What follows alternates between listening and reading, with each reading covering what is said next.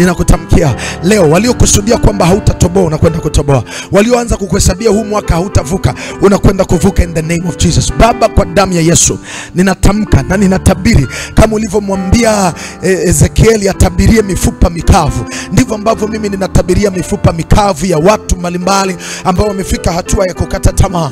Yawezekana uchumi wao umegeuka kuwa mifupa mikavu, yawezekana watoto wao wamegeuka kuwa mifupa mikavu, yawezekana nyumba zao zimegeuka kuwa mifupa mikavu, yawezekana wanauguliwa ama kupita kwenye changamoto ya kiuchumi, yawezekana wamekata tamaa kabisa. But this early morning, oh Lord, I'm here raising my voice nikiwatabiria watoto wako, yoyote ambaye anapita mahali pagumu kiuchumi, yoyote ambaye anapita kwenye kesi, Baba ninasema it's over, mambo yao yanakwenda kuinuka. Haijalishi wamesikiliza taarifa mbaya nyingi kiwango gani, wamesikiliza makelele mengi kiwango gani, it is the time kwamba sauti ya neno lako ndio inakwenda kuwa sauti kwa sauti ya utabiri unaotoka katika madhabahu yako ndio unakwenda kuwa utabiri wa kweli in the name of Jesus.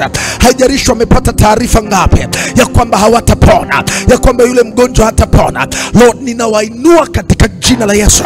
Sadaka zao zikanene mema kama sadaka Dorcas na Cornelio, sadaka ujenzi wa madhabahu, ile familia waliojenga madhabahu ya Bowed Ministries, wote wanakwenda kuinuka, na wote waliowahi kutoa sadaka kwenye kanisa hile, Lord, as I pray that you're going to elevate them. I pray that you're going to touch them marvelously. I pray that you will never leave them behind. Haijalishi nguvu za giza, haijalishi uchawi, haijalishi manuizo, haijalishi mauzauza wanaoyaona kiwango cha kukata tamaa, I pray that you're going to touch them. I pray that you're going to visit them. I pray that you're going to visit them in the name of Jesus. Ninatamka uponyaji kwa watoto wa ile familia, natamka uponyaji kwa yule mama wa ile familia, natamka uponyaji kwa ajili ya yule baba ribuko tabashikarabaya waliokata tamaa kwa habari ya uchumi wao kainuke. I declare financial breakthrough in the name of Jesus. Ribuko tamashikarabrigada bakuzakata, walio na kesi mahakamani, kesi ya mirathi, walio na kesi ya ndoa, walio na Baba, katika jina la Yesu, yoyote aliyekuelekea wewe ukamwinue kama mwelezi wa Lebanoni, ukampe tumaini jipya, ukampe nguvu mpya kwa damu ya Yesu. Watoto wetu hawatakuwa mikia, watoto wetu watakuwa kichwa. Ninatabiri kwa watoto wa uzao wa Bowed Ministries na wale wanaofuatilia maombi haya, watoto wao wanakwenda kuwa na ufahamu, watoto wetu wanakwenda kuwa na ufahamu. Ribo ukoshika makura bakari mama yando jarunda brandera bakozi kama kura bakuta, wale ambao ni wajawazito Bwana wakiwa wanatazamia kujifungua, Baba ninafungua lile tumbo, ninafungua lile tumbo, nikiondoa kila uvimbe, nikiondoa kila mazuio, nyonga ninazitanua, ili atakapojifungua atajifungua salama yule mama, atajifungua salama yule mama, atajifungua salama yule mama. Ninabatilisha kila taarifa za kidaktari, source of information zilizotoka kwa madaktari, ninazibatilisha. Waliposema kwamba mtoto ametunga nje ya tumbo la uzazi, waliposema kwamba mtoto atolewe, Baba ninafuta kumbukumbu ya mauti kwa ajili ya yule mtoto. Ninatamka uzima, ninaondoa rejection spirit aliyokutana nayo kutoka kwenye kinywa na uchunguzi wa kidaktari ambao kuzimu ilipandikiza ili kuleta mauti kwa mtoto. Nafuta mauti, nafuta mauti, nafuta mauti, nafuta mauti. Tumbo la yule mama limebeba kitakatifu, tumbo la yule mama limebeba mnadhiri wa Mungu, tumbo la yule mama anakwenda kujifungua salama kwa damu ya Yesu.